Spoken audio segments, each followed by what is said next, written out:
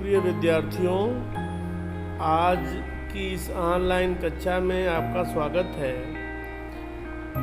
व्याकरण भाग के अंतर्गत आज हम विराम चिन्हों के बारे में पढ़ेंगे। आपकी अभ्यास सागर की पुस्तक में विराम चिन्ह चैप्टर दिया हुआ है। उस विराम चिन्ह चैप्टर के अंतर्गत कई उदाहरण दिए हुए हैं। कहीं आपको विराम चिन्ह लगाने हैं, कहीं गलत लगा हुआ है उसे सही करने हैं, कहीं विराम चिन्हों के नाम लिखने हैं। तो आप एक बार इसे अवश्य ध्यान से पढ़ लें। यह पुनरावृत्ति कार्य है। तो आइए हम विराम चिन्ह के बारे में पढ़ते हैं। विराम का अर्थ ही होता है रुकना या विश्राम, विश्राम या रुकना। जब भी कभी हम बोलते समय जहाँ विराम चिन्ह लगे होते हैं हमें रोकने के लिए लगते हैं, और उसका तात्पर्य एक ही है कि हमारे द्वारा कही गई बात को सुनने वाला अच्छी तरह समझ सके, हमारे कहने के उद्देश्य को, कहने के तात्पर्य को समझ सके। केवल तभी कहने वाले की कही गई बात की सार्थकता सिद्ध हो सकती है। अन्यथा हम कोई बात कहते रहें, सामने वाला सुनता रहे लेकिन समझ कुछ न पाए, तो हमारे द्वारा कही गई बात निरर्थक सिद्ध होती है। इसलिए विराम चिन्ह क्या है पहले बताया मैंने। विश्राम, रुकना। जब भी हम कभी भी बोलते समय रुकने के लिए, अपनी बात को कुछ देर के लिए विश्राम देने के लिए कुछ चिन्हों का प्रयोग करते हैं, वहीं विराम चिन्ह कहे जाते हैं। परिभाषा इसकी है, भिन्न भिन्न प्रकार के भावों और विचारों को स्पष्ट करने के लिए जिन चिन्हों का प्रयोग वाक्य के बीच में या अंत में किया जाता है उन्हें विराम चिन्ह कहते हैं। दूसरे शब्दों में विराम का अर्थ है ठुकना या ठहरना। वाक्य को लिखते अथवा बोलते समय बीच में कहीं थोड़ा बहुत रुकना पड़ता है, जिससे भाषा स्पष्ट, अर्थवान और भावपूर्ण हो जाती है। लिखित भाषा में इस ठहराव को दिखाने के लिए कुछ विशेष प्रकार के चिन्हों का प्रयोग करते हैं। इन्हें ही विराम चिन्ह कहा जाता है। सरल शब्दों में इसकी परिभाषा हम इस तरह दे सकते हैं कि अपने भावों का अर्थ स्पष्ट करने के लिए या एक विचार और उसके प्रसंगों को प्रकट करने के लिए हम रुकते हैं, इसी को विराम कहते हैं। इन्हीं विरामों को प्रकट करने के लिए हम जिन चिन्हों का प्रयोग करते हैं उन्हें विराम चिन्ह कहते हैं। यदि विराम चिन्ह का प्रयोग न किया जाए तो अर्थ का अनर्थ हो जाता है। जैसे इन 3 उदाहरणों के द्वारा आपको समझ में आ जाएगा विराम चिन्हों का क्या महत्व है। विराम चिन्ह लगने से ही उस वाक्य के अर्थ बदल जाते हैं या उल्टे हो जाते हैं। तो विराम चिन्हों का यह महत्व है वाक्य रचना में। आइए इन 3 उदाहरणों से समझने का प्रयास करें। पहला उदाहरण है रोको मत जाने दो। रोको मत जाने दो का स्पष्ट अर्थ है कि किसी को रोका नहीं जा रहा है, जाने को कहा जा रहा है। दूसरे वाक्य में कहा जा रहा है रोको मत जाने दो। रोको के बाद अल्प विराम लगाया हुआ है। अल्प विराम के बाद कहते हैं मत जाने दो, मतलब जो व्यक्ति जा रहा है उसे रोक लो, उसे जाने की अनुमति नहीं है। तीसरे वाक्य में वहीं अल्प विराम चिन्ह रोको मत के बाद लगा दिया गया। उसका मतलब हो गया रोको मत, अर्थात जो जाने वाला है उसे जाने दिया जाए, न रोका जाए। यह अर्थ स्पष्ट हो रहा। इन उदाहरणों से तो पहले वाक्य में तो अर्थ स्पष्ट ही नहीं हुआ पूर्णतया कि क्या कहा जा रहा है, जबकि दूसरे और तीसरे वाक्य में अर्थ एकदम स्पष्ट है, बिल्कुल स्पष्ट है। लेकिन दूसरे वाक्य का उल्टा है तीसरा वाक्य। एक में है रोको मत जाने दो, अर्थात जाने वाले को रोक दिया जाए, जाने न दिया जाए। और बस अल्प विराम का स्थान बदलने से उसका अर्थ एकदम उल्टा हो गया। तीसरे वाक्य में कहा जा रहा है कि रोक लो, रोको न, मत रोको, जाने दो, अर्थात जो जाने वाला है उसे मत रोकी, जाने दो। तो इस तरह से तीनों वाक्य में वही शब्द हैं, वाक्य भी वही है, लेकिन केवल विराम चिन्हों की अदला बदली से, स्थान परिवर्तन से वाक्य रचना अलग अर्थ देने लगती है।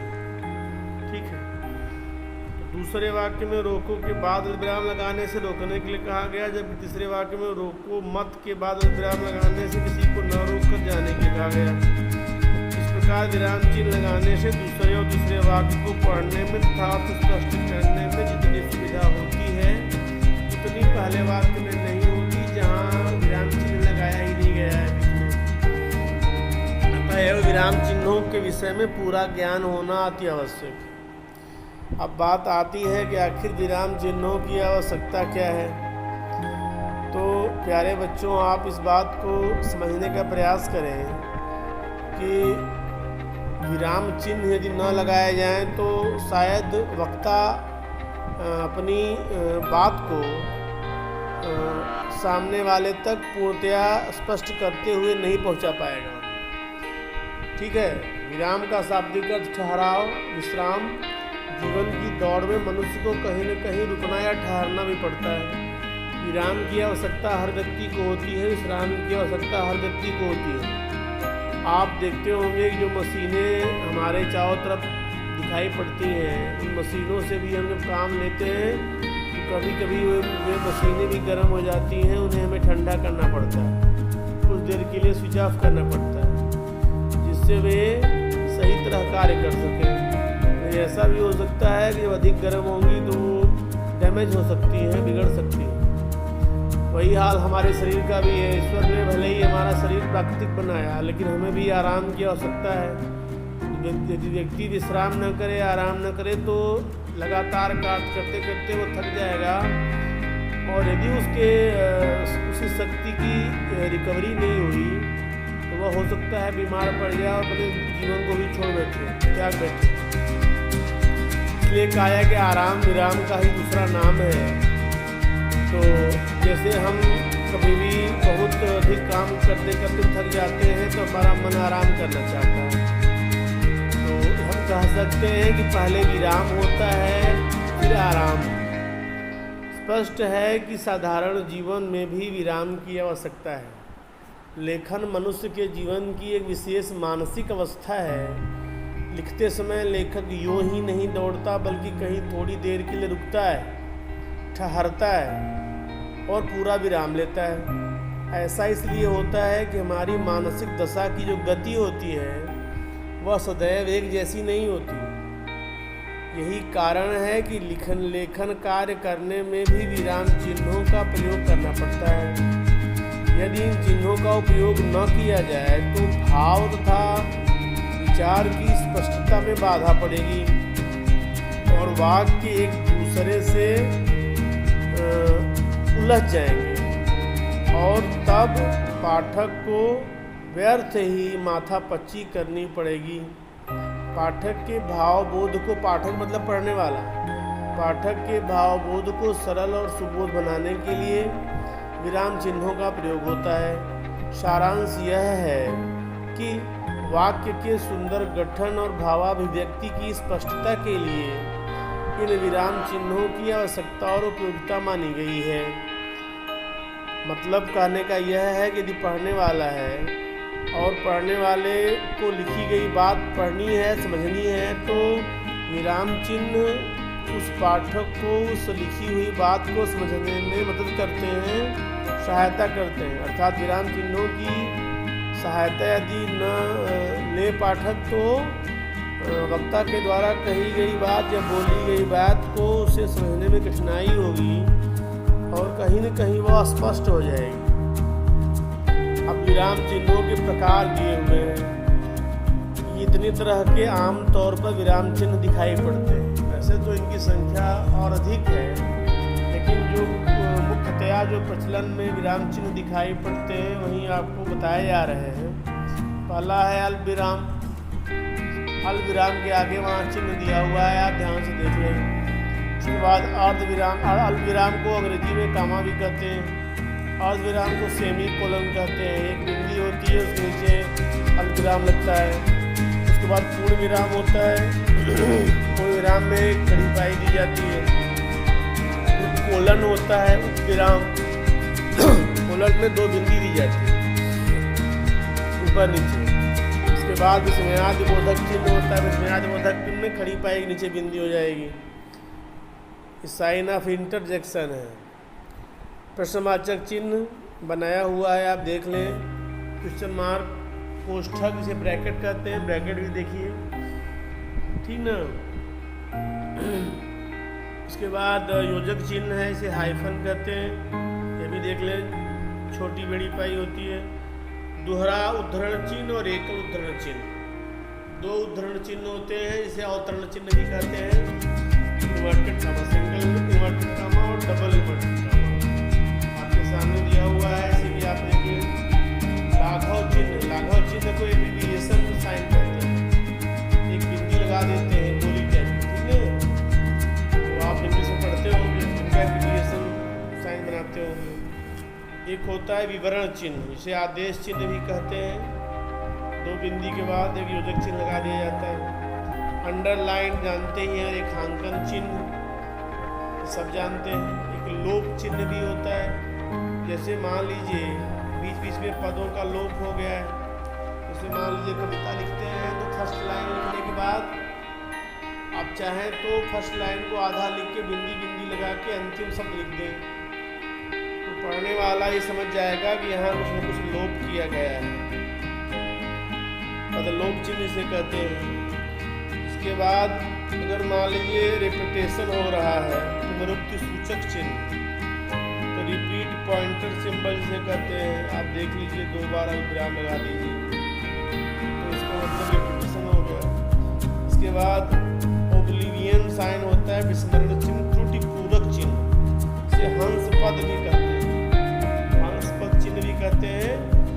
ये जैसे ट्रक लिखते समय हम लगाते हैं साइन ना, र का वह भी एक रूप होता है, वही साइन लगता है त्रुटि पूरक। जहाँ कहीं भी आप लिख रहे हैं, बीच में आप एक शब्द लिखना भूल गए, त्रुटि पूरक चिन्ह लगा करके उसके बीचों बीच आप ऊपर में नीचे कहीं भी लिख सकते हैं। विस्मरण चिन्ह होता है, नाम ही है विस्मरण चिन्ह या त्रुटि पूरक चिन्ह। अब थोड़ी बातें हम कर लें विराम चिन्हों के बारे में। पहला चिन्ह था अल्पविराम चिन्ह, इसे कामा कहा जाता है। जहाँ थोड़ी सी देर रुकना पड़े वहाँ अल्पविराम चिन्ह का प्रयोग किया जाता है, अर्थात एक से अधिक वस्तुओं को दर्शाने के लिए अल्पविराम चिन्ह लगाया जाता है। इसके भी कई नियम होते हैं, लेकिन उतना विस्तार में जाने की जरूरत नहीं है। यदि विस्तार में जाने की जरूरत पड़ेगी तो आप कुछ PDF मटेरियल भेज दिए जा रहे हैं, उन्हें आप पढ़ लीजिएगा। और भी बहुत सारे नियम होते हैं जो अल्पविराम को लगाने के लिए इस्तेमाल किए जाते हैं। तो नियमों की पूरी श्रृंखला आपको PDF फॉर्म में भेज दी जा रही है, उसे अपने ग्रामर कॉपी में लिख लीजिएगा और अच्छी तरह समझ लीजिएगा कि कहाँ ये चिन्ह लगाए जाते हैं। तो जो PDF भेजा जाएगा वही आपका आज का गिरफ्तार भी होगा। उदाहरण के लिए राम, सीता, लक्ष्मण और हनुमान भगवान के रूप में पूजे जाते हैं। और हम चाहें तो लगातार भी बोल सकते थे कि राम, सीता, लक्ष्मण, हनुमान में सभी भगवान के रूप में बोले जाते हैं, पूजे जाते हैं। तो अगर हम लगातार बिना अल्पविराम का प्रयोग किए कहते तो वाक्य की स्पष्टता पूर्णतया सिद्ध नहीं हो पाती। इसलिए अल्पविराम चिन्ह का प्रयोग करने से वाक्य का जो अर्थ है पूर्णतया स्पष्ट हो जाता है। जैसे मैंने भारत में पहाड़, झरने, नदी, खेत, इमारत आदि चीजें देखी थी। तो इस तरह से अल्पविराम का प्रयोग करते समय वक्ता के द्वारा कही गई बात श्रोता तक स्पष्ट और सुंदर शब्दों में पहुंच सकती है और श्रोता उस कही गई बात को समझ सकता है। दूसरा विराम चिन्ह है अर्धविराम। जहाँ अल्पविराम की अपेक्षा कुछ अधिक देर तक रुकना पड़े वहाँ अर्धविराम का प्रयोग किया जाता है। जैसे सूर्यास्त हो गया, अर्धविराम का प्रयोग वहाँ भी किया जाता है जहाँ वाक्य पूरा न हुआ हो और बाकी वाक्य पूरा करना हो, वहाँ भी अर्धविराम का प्रयोग किया जाता है। सूर्यास्त हो गया, लालिमा का स्थान कालिमा ने ले लिया। सूर्योदय हो गया, चिड़िया चहकने लगी और कमल खिल गए। ठीक है, इस तरह से 3-4 वाक्यांशों को हम अर्धविराम से जोड़ते हैं। इसके बाद पूर्ण विराम, जब वाक्य खत्म हो जाता है तब वाक्य के अंत में पूर्ण विराम लगाया जाता है। राम खाना खाता है, पूर्ण विराम। मोहन स्कूल जाता है, पूर्ण विराम। राम का दोस्त मोहन है, का यहाँ लिखा हुआ है। राम का दोस्त मोहन है, मैंने अपना काम पूरा कर लिया। इस तरह से एक एक वाक्य कहे गए हैं, इनके अंत में पूर्ण विराम का प्रयोग किया जाता है। कोलन, ठीक है, इसे निर्देशक चिन्ह भी कहते हैं। जब किसी कथन को अलग दिखाना हो तो वहाँ पर उप विराम का प्रयोग करते हैं।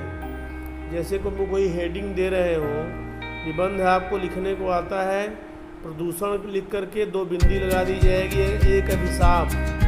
या विज्ञान लिख के 1-2 बिंदी लगा दी जाएगी, इसके बाद वरदान या अभिशाप। इस तरह से विराम का प्रयोग किया जाता है।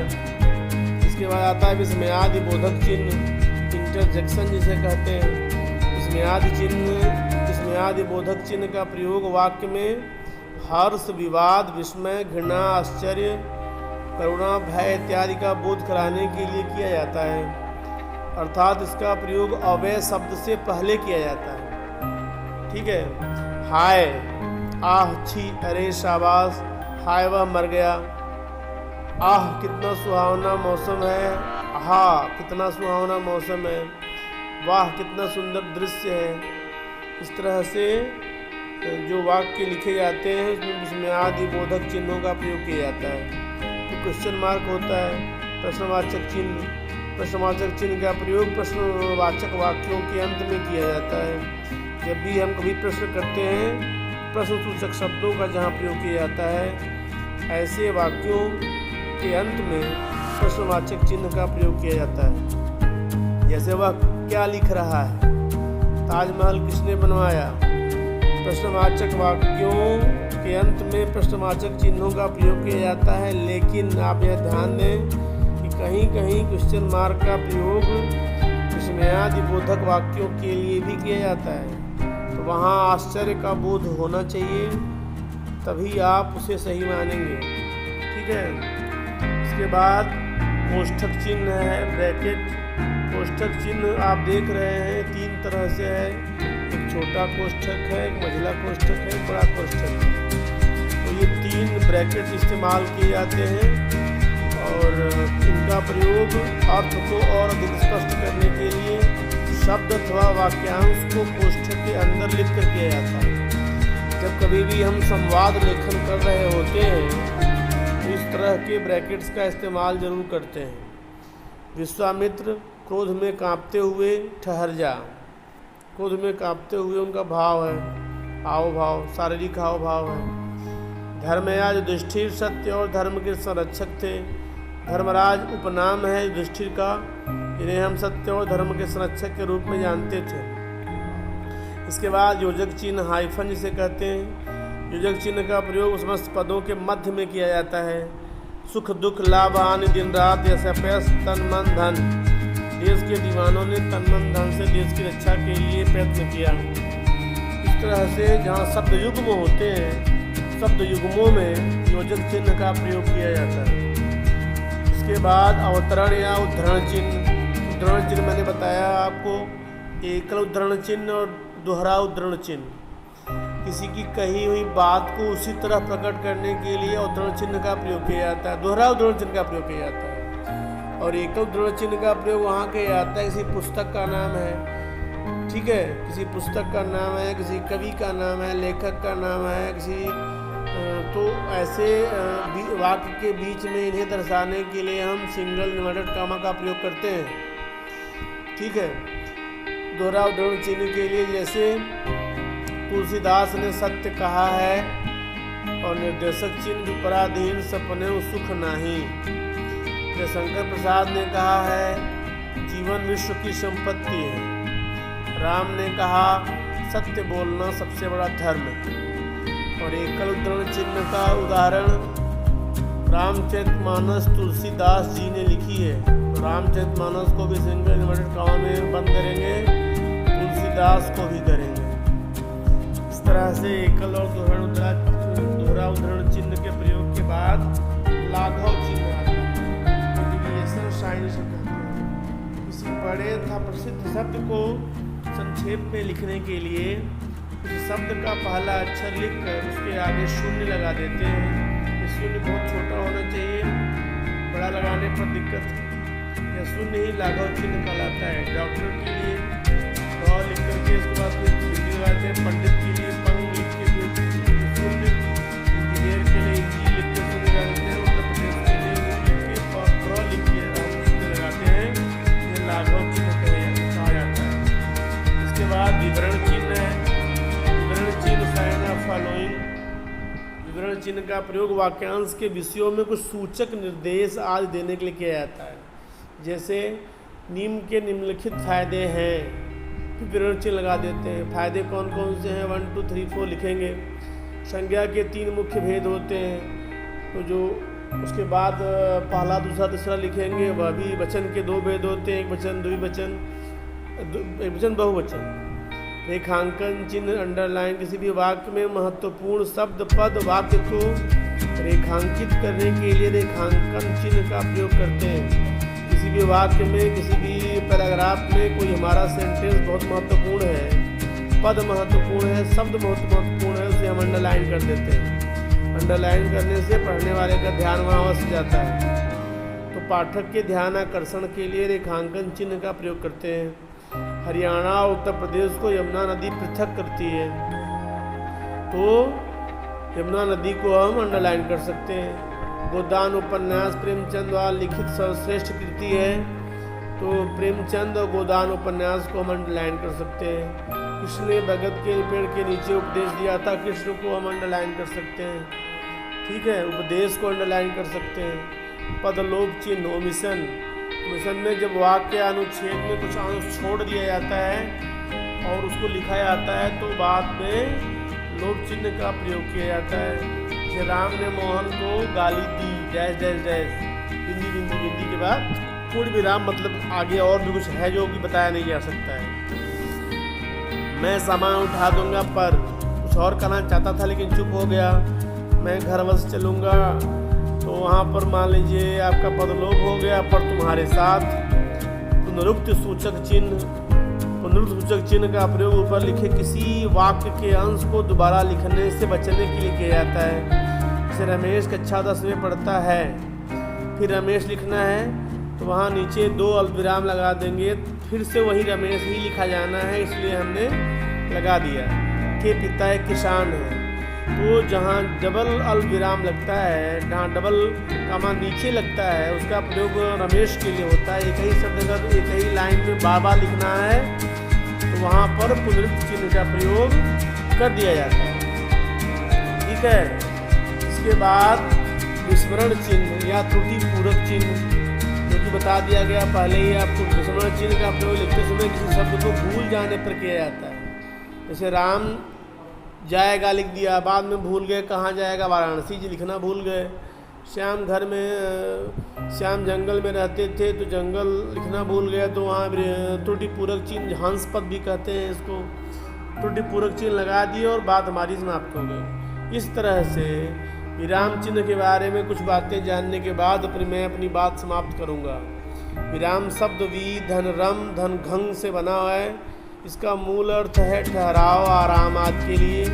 इन सर्वसम्मत चिन्हों द्वारा अर्थ की स्पष्टता के लिए वाक्य को भिन्न भिन्न भागों में बांटते हैं। व्याकरण या रचना शास्त्र में उन्हें विराम कहते हैं। विराम का ठीक अंग्रेजी समानार्थी स्टॉप है, किंतु प्रयोग में इस अर्थ में पंचुएशन शब्द मिलता है। पंचुएशन का संबंध लैटिन शब्द पंचुम से है, जिसका अर्थ है बिंदु, पॉइंट। इस प्रकार पंचुएशन का यथार्थ अर्थ बिंदु रखना या वाक्य में बिंदु रखना हुआ। विराम का अर्थ होता है रुकना या विश्राम लेना। बातचीत के समय बीच बीच में सांस लेने या कथन पर बल देने के लिए, समझाने आदि के लिए रुका जाता है। रुकने की इस प्रक्रिया को विराम कहते हैं। मानव बोलते समय सभी बातों को निरंतर नहीं बोलता है। वह अपनी बातों को स्पष्ट, प्रभावी और बोधगम्य बनाने के लिए बीच बीच में रुकता है। तुलनात्मक दृष्टि से अपनी बात को स्पष्ट, प्रभावी और संप्रेषणीय बनाने के लिए कहीं अधिक रुकता है तो कहीं कम रुकता है। उसकी वाणी में लोच, सुर तथा तान कहीं अधिक ऊंची होती है तो कहीं नीची। कहीं प्रश्न पूछने का अंदाज होता है तो कहीं आश्चर्य का। मौखिक भाषा में यह विराम, अंदाज, उतार चढ़ाव भाषा के अर्थ और मुख्य भाव को परिवर्तित कर देते हैं। लिखित भाषा में इनकी पूर्ति कुछ चिन्हों द्वारा की जाती है। इन्हीं चिन्हों को विराम चिन्ह कहते हैं। ठीक है प्यारे बच्चों, अब कुछ उदाहरण आपको दिए जाएंगे। उन उदाहरणों में आपको विराम चिन्ह लगाने हैं, विराम चिन्ह पहचानने हैं। विराम चिन्हों से संबंधित 3 वर्कशीट आपको दी जा रही है। उन तीनों वर्कशीट के उत्तर आप यथाशीघ्र लिख करके मुझे भेजें और शाम को उन तीनों वर्कशीट के उत्तर भेज दिए जाएंगे।